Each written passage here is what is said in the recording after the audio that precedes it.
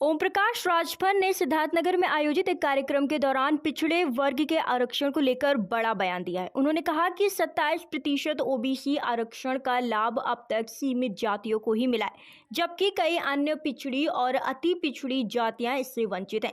राजभर ने संकेत दिया कि आगामी जनगणना के बाद आरक्षण का जातिवार पुनः वितरण किया जा सकता है, जिससे वंचित वर्गों को सरकारी नौकरियों में प्राथमिकता मिल सकती है। ये बयान बीसीए ग्राउंड में वीरांगना अवंतीबाई लोधी के बलिदान दिवस पर आयोजित कार्यक्रम में दिया गया। साथ ही उन्होंने ये भी कहा कि इस मुद्दे को लेकर वे पहले भी राजनीतिक निर्णय ले चुके हैं।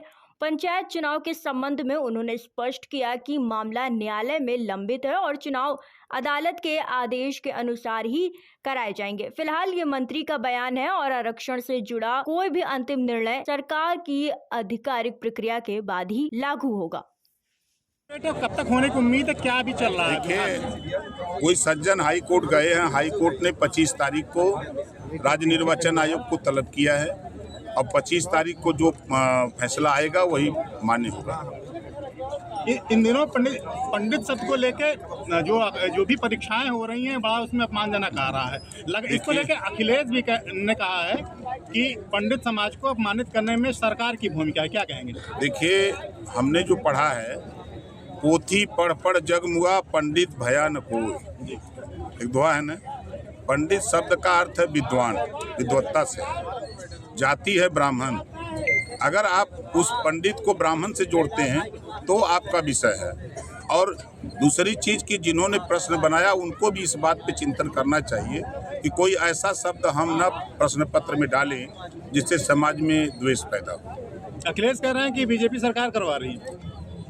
अखिलेश के सरकार का बुराई के अलावा कर ही क्या रहेगा। अब दोबारा तयावे के भाई नहीं। वो तो पिता के विरासत में पा गए मुख्यमंत्री की कुर्सी, अब उसी पर अपना बाजा बजा रहे हैं। चलिए, आगामी विधानसभा चुनाव में क्या सबका दल के साथ आपका गठबंधन होना है, क्या होना है? निश्चित होगा। देखिए, एक बड़ी ताकत है। आप अगर जाएंगे झांसी, बांदा, चित्रकूट, हमीरपुर, जालौन, उरई, आप जाएंगे सहारनपुर, बागपत, शामली, मुजफ्फरनगर, एटा, इटावा, कन्नौज, कासगंज, सहारनपुर, बागपत, शामली, उधर जाएंगे तब आपको समझ में आएगा कि ये पार्टी में कितना दम है। अभी आपने देखा, आपने महसूस किया होगा कि ये अपने दम से मैं भूल गया, मैं तो अब याद दिलाने वाला था कि लेकिन मैं याद नहीं आया मुझे। ये सब लोग अपने पैसे से आते हैं। हम लोगों के कार्यक्रम में सब अपने पैसे से आते हैं। अभी तो ये ताकत सिर्फ प्रमोद लोधी जी की ताकत है। अब इनके साथ अगर हमारी ताकत होती तो इसकी दुगनी भीड़ होती। और जो साथी हम लोगों के साथ सब लोग अलग अलग काम कर रहे हैं, तो वो अलग अलग सब लोग जब एक साथ होंगे तो एक बड़ी ताकत होगी। अभी प्रमोद जी ने कहा कि सरकार में भी हम सताए जा रहे हैं, कि इस पे क्या कहना है? इसी नाते मैंने कहा ना कि कहीं भी जुल्म जाती अत्याचार हो रहा है, हमको बताइए। ये निश्चित है कि जो 27% रिजर्वेशन का बंटवारा जब तक नहीं होगा तब तक पिछड़ों को बराबर हक नहीं मिलेगा। जब एक पेन के माध्यम से आपने अपने जो भी आए हुए लोग थे उनको समझाया, ये ढक्कन कौन लोग हैं? ये ढक्कन वो लोग हैं जो समाज का हक लूटने वाले लोग हैं। कौन है? अब वो देखिए, जो थाने बजाइए, देखिए थाने में सिपाही सबसे ज़्यादा कौन है, इस जाति के हैं। आपको समझ में आ जाएगा। अभी बताइए ना सर। मैं बता तो रहा हूँ।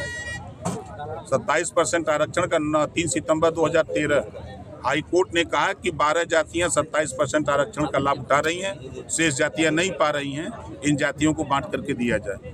हाई कोर्ट ने कहा था। बंगाल में अफसरों के तबादले पर ममता बनर्जी कह रही हैं बीजेपी इतना बेताब क्यों? अच्छा, ममता बनर्जी से पूछ के चुनाव आयोग अपना वहाँ ट्रांसफ़र करे। जब आचार संहिता लागू हो जाती है तो चुनाव आयोग को कोई भी कंप्लेन होता, कोई शिकायत होती है तो चुनाव आयोग अपने सूझबूझ से वो अपना हस्तांतरण करता है। किसी नेता से पूछ के नहीं करता है कि हम करें कि न करें। जब चुनाव आचार संहिता खत्म होती है तब नेता लोग करते कराते हैं।